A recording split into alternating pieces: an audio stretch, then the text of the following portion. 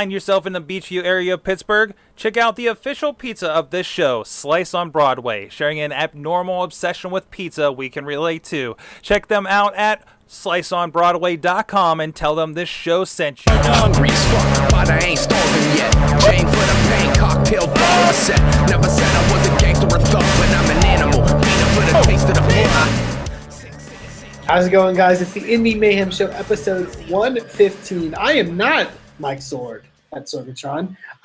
We'll get into why in a little bit, but I'm the other person that's usually on this show, and that's Eamon Paton at Eamon2, please, the voice some people call for Inspired Pro Wrestling and the play-by-play commentator over there for Inspired Pro Wrestling out of Austin, Texas. Usually, I am joined every week by Mike Sorg, video producer for Sorgatron Media, who does a lot of great stuff for companies like IWC, RWA, various groups around the Pittsburgh area. He can't be on this week because some crazy stuff's happening in Sorgatron Media Studios. The forces of nature prevent Sorgatron Media Studios from broadcasting this week's events, but we are going to get it out to you anyways. So to help me with this is my co-host this week from our good friend in the mainstream media and the writer of the Around the Indys column over at IndyWrestling.us, Mr. Matt Carlins. Matt, how are you this evening? I am fantastic, Eamon. I'm certainly doing better than our friend Sorgatron is, who has somehow been blasted back into the dark ages. But that's okay, because now you and I get to spend a little quality time here together talking about independent professional wrestling. We do.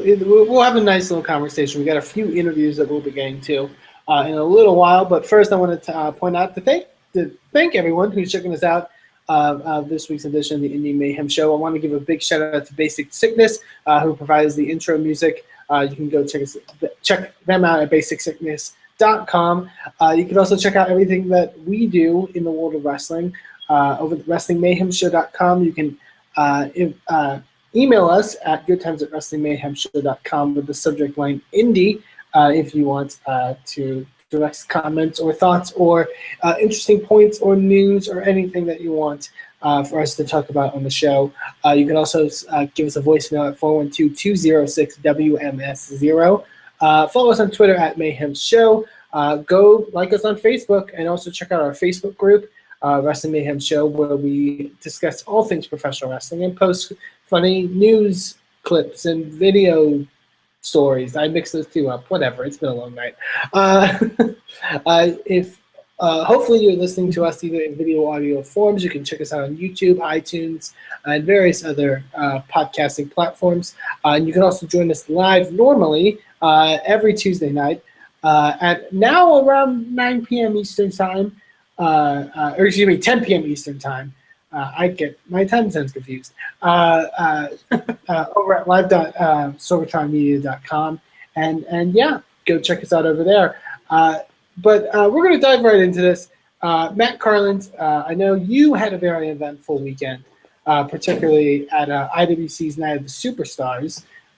We'll go into the event a bit more a little bit later in the show, but I know you had the pleasure of catching up with some very special people and getting a bit of some exclusive interviews from that event. Yeah, we want to thank the International Wrestling Cartel and especially Justin Plummer for kind of opening their doors and giving us a chance to get backstage and just basically run wild and try to gather up as many interviews as we possibly could. And this event was stacked. There were all sorts of big names there. There were all sorts of good names, lesser-known names who are still really good guys and really cool guys and awesome performers and everything like that. So we've got a bushel of interviews to share with everybody, more than we could possibly share here on this one single Indy Mayhem show, but we're going to give you a little taste. We're going to share 4 of our interviews that Sorgatron and I did over the weekend up in Meadville. You're going to meet a wrestling lumberjack named Lumberjack Leraux, a veteran of Western PA independent scene. You're going to meet another veteran of the independent scene in Western PA, luscious Rocky Reynolds. He and I go way back, and you'll hear more about that. You're going to hear from Bulk Nasty, who Sorgatron got a chance to talk to. But we begin with a truly legendary figure who is very kind to give us just a few minutes of his time, and it was fun to talk to him and awesome to meet him. Let's hear from Scott Hall. All right, we're here with Scott Hall. Scott, welcome to Meadville. Hey, yo. Enjoy yourself, enjoy the crowd out there tonight. Thank you. That's great. Kevin Nash was here last year, and he told me about this. When I told him I was coming, he said, you're going to have a great time, and I am having a great time. Now, last weekend, you're no doubt down in Texas doing the whole thing for WrestleMania. Sure. What was that like? It was unbelievable. I mean, the WWE and WrestleMania is getting so huge that they take over the whole city for a week.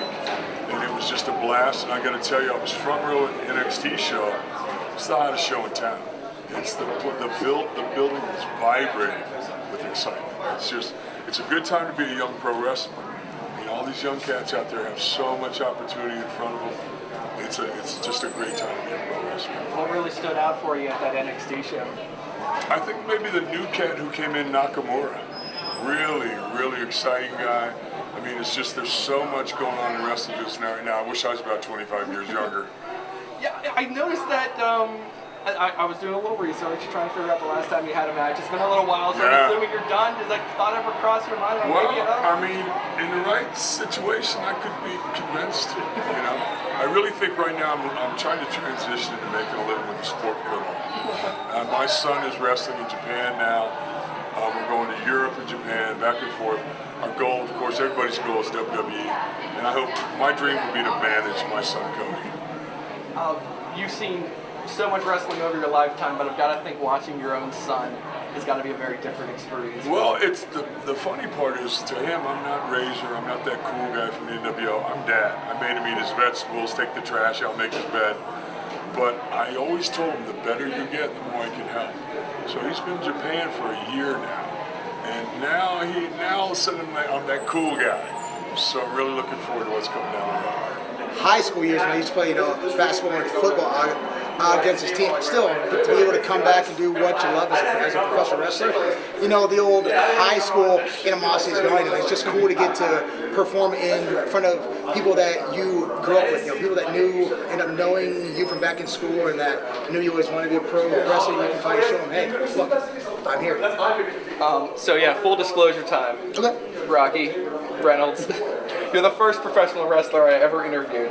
That's 14 awesome. Years ago, up in Erie, Pennsylvania. Yes. And now you're happily retired and you just had a match. Yes, so yeah. How's retirement working out for you? Retirement was good for about 4 months, and then, actually, let me say, after about 4 minutes of it, I was already starting to have withdrawals and that, and I really wanted back in the ring. And I kind of knew then I was going to be worse than Terry Funk because he's retired like 18 times, and I knew I probably wasn't going to be able to keep retired. So, but what I did, the main reason I did retire is mostly because of the fact that I have these two little girls that are 6 and 8 now. And I'd be outside playing on a nice sunny Saturday, then my ride would pull up and it's time to leave, and I'd be missing an entire day with them getting, and they're growing up so fast.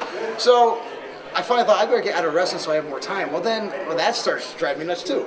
So I compromised with myself. I've weaned back a lot, and I'm only doing about 6 or 7 shows per year. Then it's almost like a guy looking for his fix. This is my fix, So when I miss the ring for a month or two and I start to get the shakes, then I just go and I have a match and my fix is there and I'm calmed down. And I'm calmed down again for about another 2 months. I don't want to call you old because clearly you're still young. But have you gotten any advice from older wrestlers about maybe how to transition out of professional wrestling, and maybe have they given you any advice on how to handle this cold turkey versus weaning yourself off?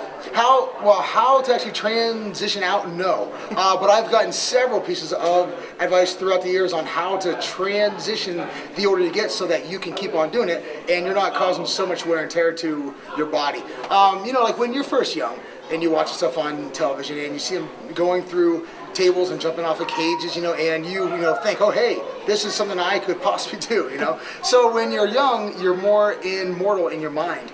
So you're willing to go out there and you do the more crazy stuff, and you will learn real quick. And when I first got in, I was doing the more high-flying flips and twists and that. The older guys, the vets, would pull me off to the side after a match and say, hey, listen, that's good, but you can't do that all the time. You're going to have a short career. You're breaking your body down. And you don't want to do all of your stuff in one match. You want to be able to space it out so when you come back to the town next time, you can show them something that they haven't seen yet. So then as time goes on, they teach you don't have to do as many moves. It's more about psychology and telling you the story in that ring than it is about going out there and killing your body. the older you get, the better, the less you have to do because you're smarter. We ask this question to everybody on this show. What's your first memory of watching professional wrestling? Oh, I can answer that quickly. It was the first thing I saw. It ended up hooking me, and I remember it scared the living heck out of me too. I was a little kid. I was watching Georgia Championship Wrestling on TBS at like 6:05. They never came on like 6, it was 6:05. But this big heavyset guy with a Texan accent went in the ring by the name of Dusty Rhodes, and he was in a big white dress shirt, and he was running his mouth to these two big guys that had these shoulder pads with these huge spikes, known as the Road Warriors. Well, they came out and they jumped Dusty Rhodes, but while they were actually beating him, they went over and took one of the spikes off of their shoulder pads. They held him down and they cut his eye, and he was actually cut, and blood poured down his face, soaked his entire white dress shirt, and the camera zoomed in on his face, covered in blood, in a crimson mask, and the announcer was just screaming, "Oh my God, he's gonna lose his eye!" And then the show ended. And I sat there as like a little kid, and I thought, "What the heck was that?" Yeah. So then, and then I was hooked. Right? It's right amazing then. how many wrestling fans. I kind of have a similar memory too. One of my first memories of watching professional wrestling is something that's blood. I mean, it's amazing how that sticks with you. Oh, You don't get it as much anymore, but whatever. What's the best thing about independent wrestling, and what's the worst thing about independent wrestling? Easily the best thing is how close you are with the fans, which is great because when you're on the bigger level, not like I've been there too often, but when you're on the bigger level, you're not as close with the fans. You can't just interact with them, and you'll hear a lot of the legends that were once stars that are doing the independents now talk about how what they love about the indie circuit is how they can now get one-on-one with the fans. So the interaction's the best. The absolute worst, well, it's the pay. Because you go out there and you're only worth as much as your name brings as much as your name brings fans to the show. So if they put my name or my face on the show, depending on how many fans that's going to draw is how much I can negotiate for. So if you're not a very big star on the independent circuit, you're going to be getting paid much. So there's guys. I remember when I first started out, I drive 4.5 hours in just one direction. I'd be lucky to get paid $25. That's part of it. You got to learn to pay the dues, and it's not until you've paid those dues for a few years and build a fan base up and put in the hard work that you might start making some cash and actually have a plus when you come home in the financial department. But for those first few years now, you're paying everything out of your own pocket. It's all about the love. I want to give you a chance to tell everybody how they can keep up with what you're doing and what you're not doing now that you're retired. I especially want you to mention that you wrote a book. Yeah, well, number two is in the editing process right now. Here's what the thing. made you decide to write a book? Yeah, I'm not smart. I'm not a very smart guy. I can't write books. I can tell pretty good stories. That's what I think. I'm just like a little short, stuttering midget. That's what I am. So, because I almost qualified for the midget wrestling. Luckily, they've been letting me wrestle with the big guys, So I go for the knees and the ankles. But it was probably about 3 or 4 years ago, I started reading wrestlers' autobiographies and reading the stories of how they all started out and realizing how much they relate to how I started out. That's kind of what started drawing my attention to these autobiographies, and I started liking them. So I got to the point I was reading 3 or 4 of them per month. So then after about a couple years of this, and I have a huge collection of them now. I'm actually just starting Dusty Rhodes right now. After going through them for so many years, I thought, I have a lot of stories, and I bet I could write a book, and I could make it sell. So I actually wrote it. We got it published. It's being sold nationwide. You can buy it on Amazon.com. It's on BarnesandNoble.com. And that was on my career from how I got into professional wrestling to the 4 times I won the NWA World Junior Heavyweight title. But then the second book now, which is it's kind of weird to talk about now, but I spent 2 years journaling after every one of my matches leading up to the day I retired 4 months ago and made that long stay from the business of a total of 4 months. I really get bare, and I just let it all go in that book because there's a lot of emotions I didn't realize I was letting out until I began proofreading this book. But it was not an easy thing to even convince myself 4 months ago that I needed to get out. And I battled back and forth then, and I'm going all through the book back and forth. Should I? Should I not? These are the pros, these are the cons, and it's a constant battle. That's amazing. I can't wait to see how that turns out for you. Where are you on Twitter, Facebook, all that good stuff for folks who want to find you? Twitter, I'm not very smart about. I don't ever get on Twitter, but Facebook, I'm on there constantly. There is a Luscious Rocky Reynolds Facebook page, and there's also a like page for my first book, Luscious, the story of four-time NWA World Junior Heavyweight Champion Rocky Reynolds. Awesome. Well, everybody check that out, Rocky. Yes. Awesome catching up with you. Thank you. Good luck. Enjoy retirement. Oh, yes, definitely. So for about another 2 minutes. Sorg here. It's after IWC's Night of the Superstars, and I'm here with the one, the only, the Bulk Nasty. How you doing, sir? Good. How about you? All right, you've been around about a year, right? Like here, I think officially, yeah. about 8 months. Okay. And you had a pretty big night out there with Scotty Too Hottie. And what were you tonight? Too cool. No. Bulkishi, wasn't it? Bulkishi, Yes. So you've had a few big moments here in the last few months since you've been with IWC. What was it like kind of hanging with Scotty Too Hottie there? It was pretty cool. You know, I grew up watching him on TV and everything, and then I'm out there tagging with him. I'm just glad to make the dance. That's all. That's awesome. I'm glad I did the dance. That's awesome. This is also, I believe, the biggest crowd of the year, typically here up in Meadville. Yeah. What's it like to perform in front of that many people? It's pretty crazy. You know, I wrestled a couple weekends ago in front of 20 people, and I'm out there with almost 1,000, if not more. So it's definitely surreal. It's like, I can't believe I'm out there sometimes. I'm like, I gotta pinch myself, make sure I'm not dreaming. So, I mean, you're here, you're a wrestling fan, of course. A lot of times we like to ask, what's kind of the first thing that got you into wrestling? Like, what's your earliest kind of memory that got you into this stuff? It was my older brother. I used to watch it with him. And the first match I remember watching was the Dudleys, Edge and Christian, Hardys at I think it was WrestleMania 17 maybe or something. And it was I was like, because I was always drawn to like larger than life people and like real big guys. I'm like, they're out there, they're big, they're jumping off of things, and you have 80,000 people freaking out. It's like, it might be a good job one day. Does that mean that we're going to see you in a ladder match sooner or later? No. No. Are you the typical, like me and my other tall friends, that we're all afraid of heights? Absolutely. 3-step roll? Yeah, 3-step roll. Okay, Exactly. 3-step roll. Yeah, even the bulk is about it too. So from there, of course, Night of Superstars. There's a lot of stars that you saw. You mentioned, WrestleMania. There's a lot of people here that were in WrestleMania just a week ago. In front of 100,000 people. Booker T, Tatanka, and everything like that. Mm-hmm. Who was kind of like who's the guy that you kind of geeked out a little bit to see tonight? Geeked out for? Yeah, a little bit like that guy. I have to say, I'm going to go with Scott Hall, I think. Scott Hall? Yeah, just because it was, they say don't meet your heroes by meet them, and it's exactly what you think you're going to get. It's he is Scott Hall. It is the good years, though. Yeah. Like 5 years ago, it might have been a little different story. Yeah, even then it might have been awesome, but still, it was pretty cool to meet him. He was real friendly and real down to earth. Awesome. Tell you what, short career here so far, but what is the best and the worst thing about being in indie wrestling so far for you? Best and worst thing? Best is entertaining the good fans, and the worst is dealing with the smart marks. Oh, I bet that they're probably tough on you. A little bit. They hate the fat guys, like I said. In the gym. Yeah, sorry, I can't do the 450. Yeah, not yet. Not yet. Yet. If we had Kevin Nash here again, he could teach it because he used to help with the X division, right? Exactly. He knows it.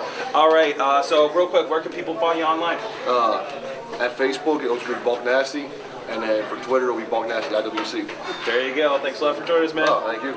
All right, we're here at Night of the Superstars in Meadville with Lumberjack Leraux. Just came off a very exciting pre-show match. It was thrilling to watch out there. Thank you, I appreciate that, man. And the guys around here in Meadville, the fans here, spectacular. I mean, working for IWC and being able to get in the ring with some of these guys is a great, a great thing for all of us. I mean, it's great talent all the way up the East Coast from these guys, and it's a great time here in Meadville, PA. So appreciate you guys having us. We like to ask people that we have on the Indy Mayhem show some of these basic questions about kind of like how you got into wrestling. So can you give us like maybe your earliest memory of watching professional wrestling? Earliest memory of watching professional wrestling, swear to God, and I'll never forget it. I was sitting in my living room. It was 1983, okay, and I turned on wrestling for the first time on the TV, and my dad said, "Oh, okay, let's watch this." And I said, "All right, this is great." And out comes Bob Backlund and the Iron Sheik. I swear, I mean, I'm telling you right now, I watched it change because the Iron Sheik, of course, beat Bob Backlund, and we wanted to kill him. And then we tune in for the next week, and the next week when it came out, guess what started? It was January of January of '84. What happened, right? Right. Here comes Hogan. That's what. So those are my first times ever watching professional wrestling. First 2 weeks in a row. So. You mentioned briefly here in the hallway that when you had your very first match over a decade ago, it was against the Monster Abyss. That's a heck of a way to break in. That's a heck of a way to break in. I remember the night they took me out in an ambulance. I mean, he gave me the Black Hole Slam twice. And I tell you what, I thought he broke my back in half. So it was definitely a way to come into the business, and I loved it. And ever since then, it's great to go from town to town to town and enjoy the crowd. So. The crowd loved you out there. They were going crazy for you. What's it like to hear them all get behind you like that? Oh, it's the adrenaline. I mean, when the adrenaline wears off, you'll find me in the corner taking a nap. It's so exciting when you walk up through the curtain and they go bananas for you. So that's what you live for. Of course, this has Janice, and you have this guy right here. You don't have to have a name for this guy. I got my old friend Blue here. This is what I call her.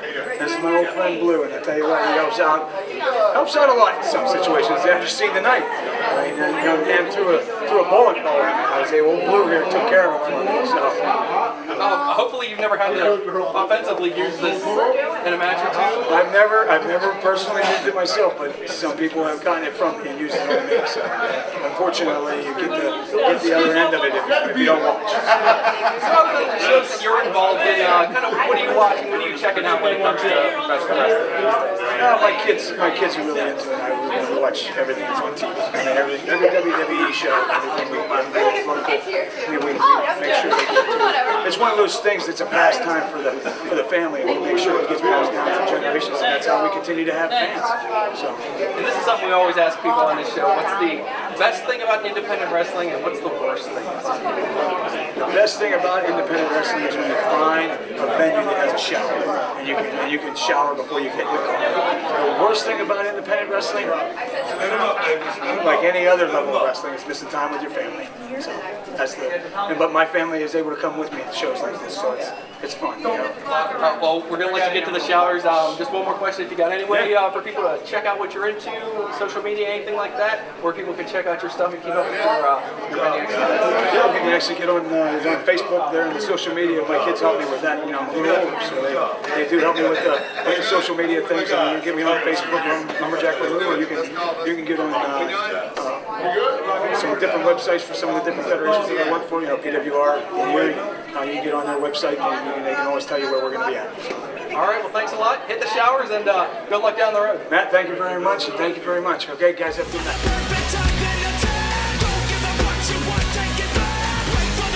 The first time I met the Mayhem was at Pod Camp 1. The very first one. That's why they call it Pod Camp 1.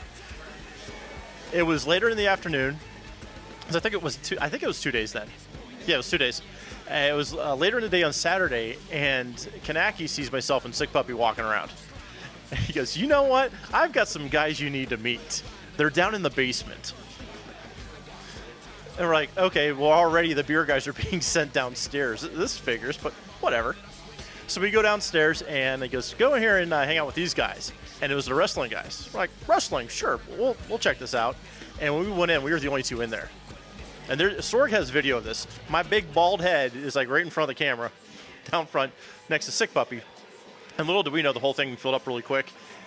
So we sat through the session, and we got the guys to basically just kick the tar out of each other. They did a kick to the face, a hit with a chair, a few other things. So that was my first real interaction with the Mayhem guys. And we bonded ever since because we figured wrestling, beer, wrestling, yeah, it kind of goes together. And those were some fantastic interviews that Matt and Sorg were able to pick up this past weekend at IWC Night of the Superstars over in Meadville, PA. Like Matt Carlins mentioned, we have plenty more interviews to come in upcoming weeks of the Indy Mayhem show. Matt, a few of the names, because you got to talk with a lot of people from this past weekend's events. What are some names that people could be looking forward to? All right. We got a chance to talk to Booker T at the show, so we're going to have that interview coming up for you soon. He was super cool. And I also got a chance to talk with Deanna Perazzo, perhaps the most well-traveled and most busy woman in independent professional wrestling right now. It's hard to avoid seeing her name anytime you're gathering up stuff on the Indies, which I do every weekend for the Around the Indys column. So it was cool to catch up with her after seeing her name countless times, and of course seeing her on TV and stuff. So fun talks with all those folks and a bunch of other folks that you'll be able to hear from. So lots to look forward to. And again, thanks to all those guys, and thanks to IWC and Justin Plummer for hooking us up and giving us access. And I was very pleased that I was never thrown out of the backstage at any point. I think, when you're back there, at least for me, I'm erring so far on the side of caution that I'm like probably being overly cautious. But, it's not my turf. So I try to know, I was going to say, you got those mainstream media credentials. I mean, come on. Well, I do have mainstream media experience, and I got the chops of having interviewed, countless human beings over my lifetime, so I could bring it to you in the world of television news. But it's a very different place when you're backstage at a professional wrestling show for an extended period of time, like I was. And that was kind of a first for me. I'd been backstage before, but I've never been backstage for like that long and just allowed to just roam free and just kind of like talk to people and say hi and overhear things and just kind of interact with people. And it was really a crazy, very super cool experience. And it only enhanced my love for professional wrestling, just seeing the way people interact and the way the way people help each other was pretty amazing to me. The way guys are sharing what they know with others, no matter how experienced or inexperienced, if somebody knows something, they're sharing it with the other guy and they're asking questions. It's such a cool environment. It's not just let's go put on a show. It's like every moment out there is a learning experience for a lot of these guys, even guys who have been around for a decade or more. It's a craft that I don't think anyone ever truly masters. So it's really interesting to see people just kind of constantly sharing information and interacting. And the legends are just so cool. Obviously they've been around for a long time. They know how to treat people. So just a lot of cool guys, a lot of cool interactions. And hey, if you're at the show and I didn't get a chance to say hi to you, or I didn't get a chance to get you on camera, it's because either A, I was scared of you because you look like you're really in the zone and super intense, or it just looked maybe like it wasn't the right time. That's part of my job as a mainstream media guy, is kind of know when to approach and kind of want to know when to let it go. But hopefully we can catch up with those guys that we didn't get down the line sometime, because it was a lot of fun. Hopefully I get a chance to do it again, because it was a very, very cool experience. Definitely. I can attest to that from the little time I've ever spent in a wrestling locker room. Or at least even behind the scenes of a wrestling show. Like, it's very kind of communal in a sense, which I think is really cool, because I think that's a side of wrestling a lot of people don't normally get to see. So definitely very cool to hear. From the way Sorgatron Media normally goes, you may be able to check out IWC Night of the Superstars on DVD or digital download very soon over at sorgatronmedia.com and IndyWrestling.us. So, definitely go check out and support independent wrestling, not just the ones that we work for, but for all independent wrestling, all the types of different shows that Matt Carlins covers in a little article called Around the Indys every week over at IndyWrestling.us. A lot of cool stuff that I know this was a very busy weekend for indie wrestling. A lot of cool stuff that you covered on this week's edition. Yeah, I kind of expected things to kind of like cool off after WrestleMania weekend, but they did not cool off.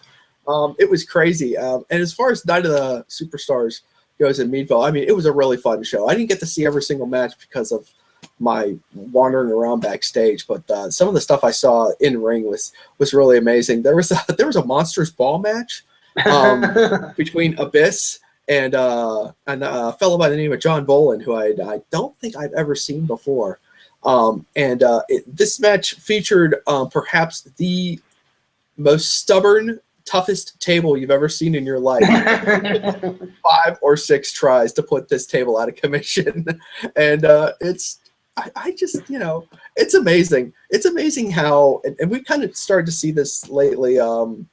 We had a good example of it on WWE Raw a couple weeks back, where a tables match with the Dudleys and the Usos just went off the rails because they rang the bell too soon. But Ray Dudley has been doing this for God knows how long, so he just knows what to do. And so, when you've got Abyss, who has done how many Monsters Ball matches, how many hardcore matches has Abyss done? If a table's not going to break, Abyss knows what the fuck to do, Right.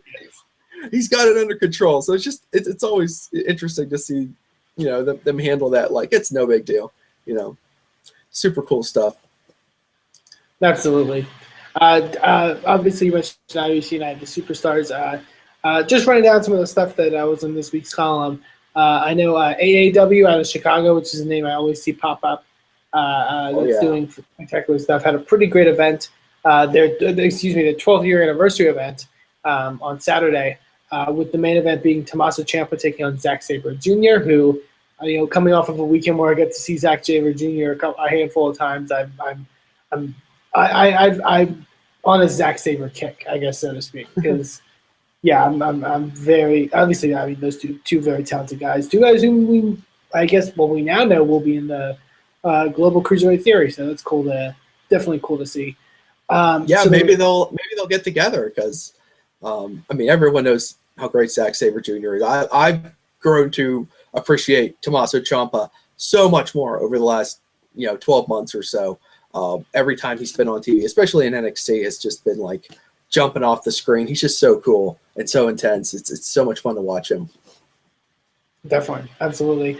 AIW also had an event this past weekend that also featured Booker T, to my knowledge, and had a great series of matches. AIW is one of those groups that's really always delivering high quality stuff, and it's cool to see. They're building obviously to Absolution, which is their big event in June. So definitely good to keep up with them over there. And apparently there was a great match on that AIW show between Facade and Joey Janela, and we got a couple clips on the Around the Indys column where they're doing some extra special stuff. So hopefully you guys get a chance to check that one out, and I'm sure there were a bunch of other great matches on that one too. Definitely. Like you were saying, Combat Zone did best of the best tournament, which I think is one of the longest standing tournaments in the indie world as far as like finding the next guy and the next young up and coming guy. So that's definitely a good one to always look out for. I know Jonathan Gresham won that the tournament this year, which is very cool to see. I've seen Gresham once before live, and he's a fantastic talent. So very cool to see. Just a couple others I want to mention was a new promotion that had their first ever show this past Sunday in Providence, Rhode Island, which was Women's Wrestling Revolution, which is kind of a women's subsect of it's booked by the same people that book Beyond Wrestling. So it was very cool to see. You mentioned Deanna Perazzo was in the main event, being Santana Garrett in a really great match, and it looks like they'll be coming back.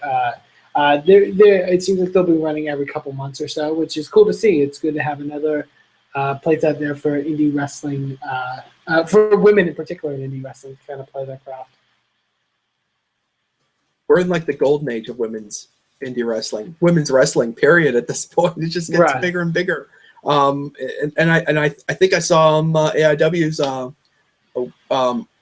I think they're doing a women's only show coming up soon too. So that says a lot whenever you could promote a show where it's all women and still get away with it. And I see Eamon has decided to depart me one more time. That's okay. He's going to jump right back on here in a minute.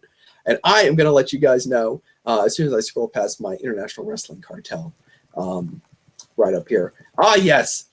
We had not too far away from where we are here in Western Pennsylvania, over in Marietta, Ohio, Remix Pro had an event on Saturday, the Throwdown for the Pound, and one of the interesting tag teams, a really cool combination, Facade and Matt Hardy.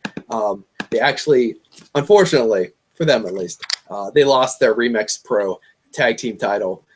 After actually successfully defending it once, then they lost it in the always treacherous second match of the evening. You always got to watch out for that second match of the evening when you're defending the title. Eamon, are you back on the line with me now? I think I'm back audio-wise. I hear your voice. That'll work. That's good enough for me for now. I'm going to put the camera on you then. I was just telling everybody about it, Remix Pro real quick while we were just kind of like shuffling through the Around the Indys column. Hey, also, congratulations to, I'm sure, a lot of people's favorites. Ethan Carter III won the main title in House of Glory up in New York over the weekend, too. So good job by you, EC3. Eamon, if you're still there, are you still there? Okay, great. I know that down in Texas, you guys are gearing up on Inspire Pro for another big event coming up here in maybe less than 2 weeks. Am I right on that? Yep. It will be not this coming Sunday, but next Sunday. Where we have our big Splendor in the Smash event, which I'm very excited to be holding. There's a lot of cool stuff coming up in the pipe works for Inspire Pro that I hopefully will get to announce eventually. And I'm very excited about a lot of really cool stuff in the works. And yeah, I think I'm very excited to see where this year kind of goes for us. It seems to have started off really well, so I'm very excited to see how things kind of develop and move forward. So, they'll be on Sunday the 24th. So if you're around the Austin area, you can go check me out doing the commentary thing over there and go see what we're doing over in Austin. And I'm going to take this opportunity to mention a couple of other upcoming events that are coming down the pike here in Western Pennsylvania. I believe, if I'm reading this correctly, and I do not know all the details on exactly what he's doing, but Rob Van Dam is coming to Connellsville, and it looks like he's going to do some stand-up comedy, Eamon. And I know you're going to love that. So he's going to do this event for Vicious Outcast Wrestling. And it's going to be a special stand-up comedy event with Rob Van Dam down at the cinema in Connellsville, Pennsylvania. Oh, by the way, for mature audiences only, so you guys watch out for that whenever you get into Rob Van Dam territory. I got a feeling RVD's got some fun things to talk about. And also, the Renegade Wrestling Alliance is going to be holding their Spring Fling coming up on Saturday night, starting at 7 o'clock in West Newton, the beautiful West Newton Gymnasium. I'm going to see if I can find a couple of the matches that are coming up on this card here. Oh, I think I do have a couple of them. Oh, this is one heck of a detailed write-up here, Eamon. Looks like Sanjay Dutt will be back, which is always a good sign. He's always popping up at the RWA shows and always getting the crowd going out there at beautiful West Newton. So that's something to look forward to this weekend. If you need to get your wrestling fix going, go down check out RWA in West Newton, PA. It is a lot of fun. It is a really fun crowd. And it's I'm sure for a lot of people who go, it's wrestling the way wrestling was meant to be. So it's always a good time down there. Absolutely.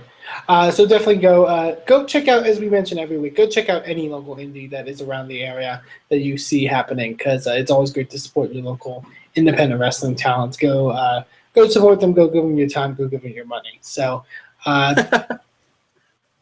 absolutely. So always give them your money. That's where. Always give. That's a very important aspect. Definitely.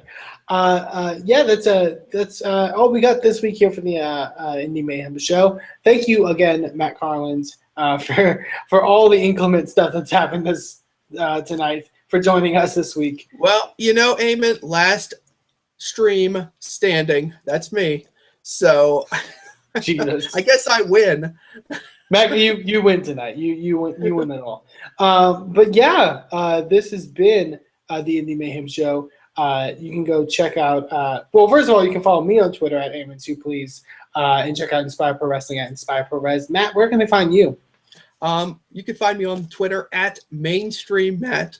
with one T, and go to IndyWrestling.us, and you can check out my Around the Indys column, where we give you a look at what's going on around the Indies. This is the way to do it, folks, because, it's not just words. Wrestling is pictures. It's video. It's moving. It's emotions. You don't learn anything about wrestling just by looking at words. Words are boring. Look at pictures. Look at tweets. Look at moving video. That's the way to do it. So that's what we try to do on the Around the Indies column. We try to give you a taste, give you a flavor of the action that you're missing by sitting at home on a Saturday or a Friday night and not going out and supporting your local indie. So check that out. It's a lot of fun. And I enjoy putting it together, even on days where it's hard to find the results to some of the shows. But you know what? That's a minor gripe. Absolutely. And my video's back, which is great. Yay, technology. But yeah, you can go check us out, as I said, at WrestlingMayhemShow.com. Go send us an email to goodtimes@WrestlingMayhemShow.com if you've got any indie news, if you've got anything you think we should talk about. If you got someone who you have connections with that you think we should interview and talk to, go check us out or go email that to us at goodtimes@WrestlingMayhemShow.com. Or drop us a voicemail at 412-206-WMS0. Once again, big thank you to Basic Sickness for the intro music. And thank you to everyone who's been listening and watching to us. Go subscribe to us on iTunes, on YouTube. Go leave some cool comments if you dig what you're listening to or seeing. We'll be back next week. Sorg in force, hopefully. Please, back and stronger than ever. Please, Sorg, help me. This has been the Indy Mayhem Show. Go check out some indie wrestling.